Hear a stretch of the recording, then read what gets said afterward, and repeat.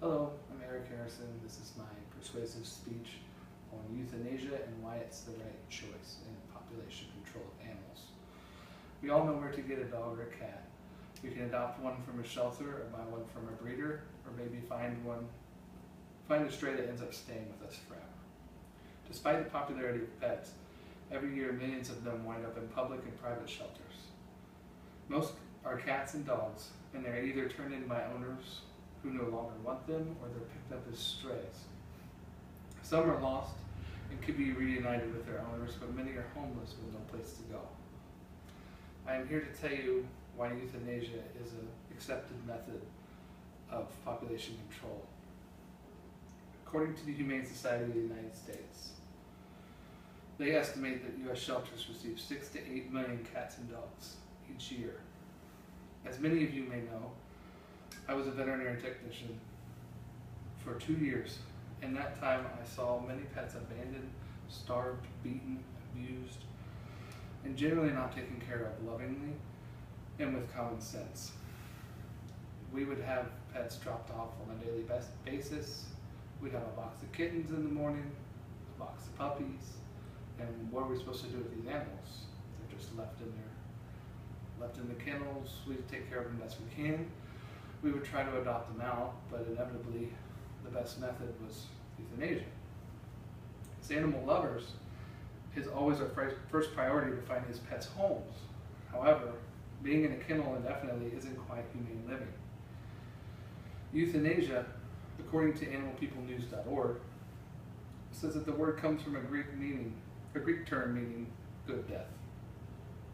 Euthanasia is the most accepted method of population control.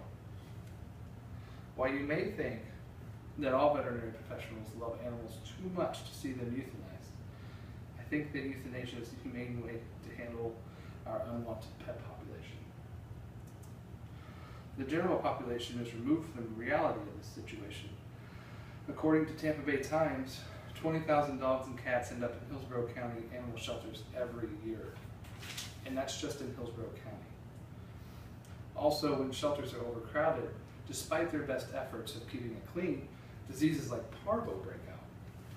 Earlier this year, Pasco County Animal Services had to shut down temporarily due to a parvo outbreak. The ASPCA will verify that the canine parvovirus is a highly contagious viral disease that can produce life-threatening illness. It attacks rapidly dividing cells in a dog's body and most severely affecting the intestinal tract. It's a really nasty disease. You see a lot of diarrhea, wasting away. It's a terrible thing to watch. There's no cure, there's only maintenance. It can also attack the white blood cells, and when young puppies are infected, and there are many puppies in shelters, not just old dogs and decrepit dogs. There's a lot of puppies and kittens, but we're talking about puppies right now. It can damage the heart muscle, and it causes lifelong cardiac problems. Also, some of the other conditions that affect animals in shelters, dogs and cats, can be mange, fleas, ticks, hives, anxiety, stress, as well as depression and loneliness, all of which lead these animals to be less adoptable. When people want to adopt a pet, they don't want to adopt a depressed pet who's been wasting away, doesn't want to eat because it's been in the kennel for so long, and that it's going to take a lot of veterinary care and love to get this pet back to normal. I'm okay with the decision to euthanize pets in shelters to help control the pet population.